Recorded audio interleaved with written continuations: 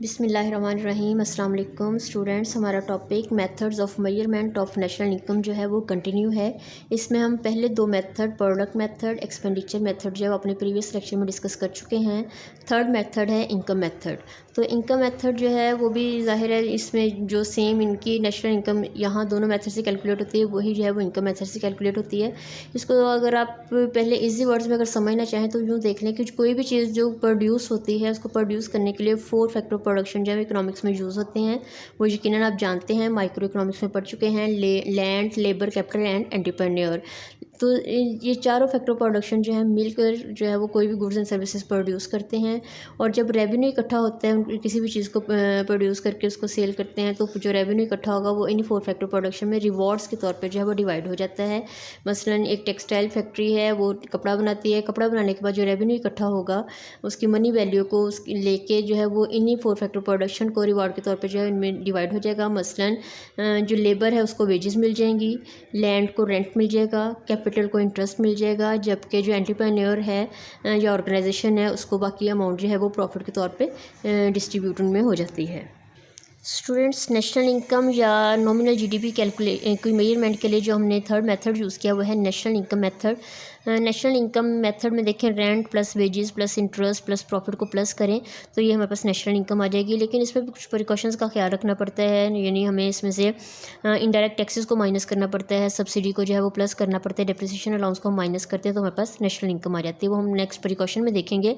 लेकिन फिलहाल आपने क्या करना है कि आपने चारों जो हमारे पास रिवॉर्ड्स हैं, 4 फैक्टर प्रोडक्शंस के रिवॉर्ड्स हैं, इनको अलग अलग जो है वो चारों को एक्सप्लेन करना है। आपको पता है कि रेंट जो है वो लैंड, प्रॉपर्टी या कोई भी हाउसेज हैं या प्रॉपर्टी है या एसिड्स हैं, उसके जो रिवॉर्ड है वो उसको हम रेंटल इनकम बोलते हैं।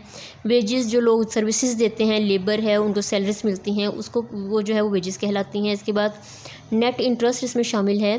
देखिए नेट इंटरेस्ट निकालने का तरीका ये है कि interest received minus interest paid, यानी वो इंटरेस्ट जो कि रिसीव किया गया और वो इंटरेस्ट जो कि आपने बोरो करने के बाद दूसरों को पे किया उसको माइनस करेंगे तो हमारे पास नेट इंटरेस्ट आ जाता है। जबकि प्रॉफिट के बारे में आप जानते हैं कि प्रॉफिट जो है वो एंटरप्रेन्योर के या प्रोप्राइटर्स की इनकम है जो कि उनको बाकी फैक्टर प्रोडक्शन को डिवाइड करने के बाद जो बचता है वो एंटरप्रेन्योर का या आजर का जो है वो रिवॉर्ड हो या उसको हम प्रॉफिट के नाम से कहते हैं।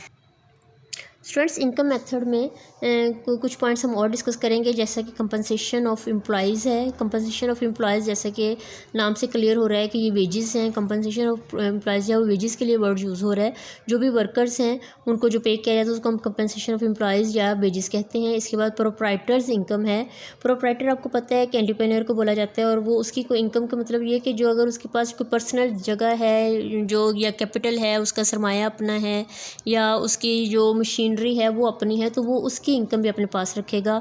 फॉर एग्जांपल एक किसान जो है उसका ट्रैक्टर अपना है तो वो उसकी रेंटल इनकम अपने पास रखेगा, या एक डेंटिस्ट है उसकी एक्सरे मशीन अपनी है तो उसकी भी रेंटल इनकम जो है वो उसमें से शामिल करके अपने पास रखेगा।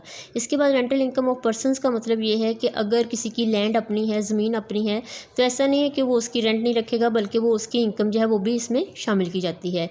कॉर्पोरेट प्रॉफिट से मुराद ये है कि जो कॉर्पोरेशंस यानी जो मिल के कॉर्पोरेट जो 4, 3, 4, 5 लोग मिल के जो है वो कंपनी बनाते हैं और यानी अर्निंग करते हैं और चीज़ें प्रोड्यूस करते हैं तो उस कॉर्पोरेशन को जो प्रॉफिट गेन होता है उसको हम कॉर्पोरेट प्रॉफिट जो है वो बोलते हैं।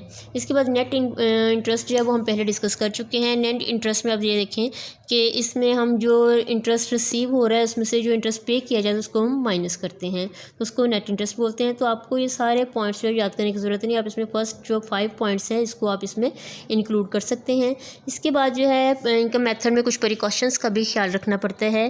फर्स्ट ऑफ ऑल जो है वो हमारे ट्रांसफ़र पेमेंट्स है।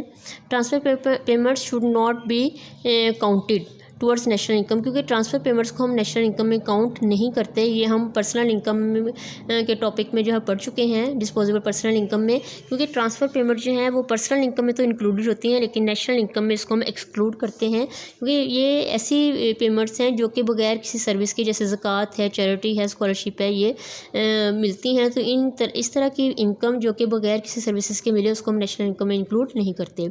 इसके बाद इलीगल तरीके से जो भी मनी रिसीव होती है वो भी इसमें शामिल नहीं की जाती। मसलन कोई स्मगलिंग है या ब्राइबरी है, रॉबरी है। आप देखें ब्राइबरी जो है वो भी एक तरह से ट्रांसफ़र पेमेंट की एक टाइप है जो कि बगैर किसी मेहनत के रिश्वत दी जाती है। या रॉबरी है या चोरी का माल है, वो भी इस तरह की चीज़ें जो हैं वो नेशनल इनकम में इंक्लूड नहीं होती।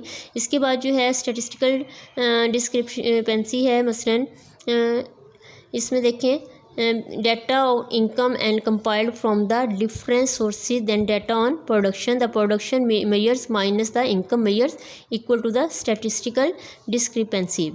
तो इस तरीके से इसको जो है एडप्ट किया जाता है, जबकि डेप्रिसिएशन अलाउंस जो है वो इसमें से माइनस हो जाते हैं। ये हम पहले भी पढ़ चुके हैं जीएनपी में और जीडीपी में। तो जीएनपी में से जब हम डेप्रिसिएशन अलाउंस को माइनस करते हैं तो हमारे पास एनएनपी आ जाता है। तो जब भी हम नेशनल इनकम कैलकुलेट करते हैं तो आपने इस बात का ख्याल रखना है कि हमने उसमें से इनडायरेक्ट टैक्सेस को माइनस करना है, सब्सिडीज़ को प्लस करना है और डेप्रिसिएशन अलाउंसेस को भी माइनस करना है। तो ये प्रिकॉशंस हैं जो कि हमने नेशनल इनकम में जिनका ख्याल करना है।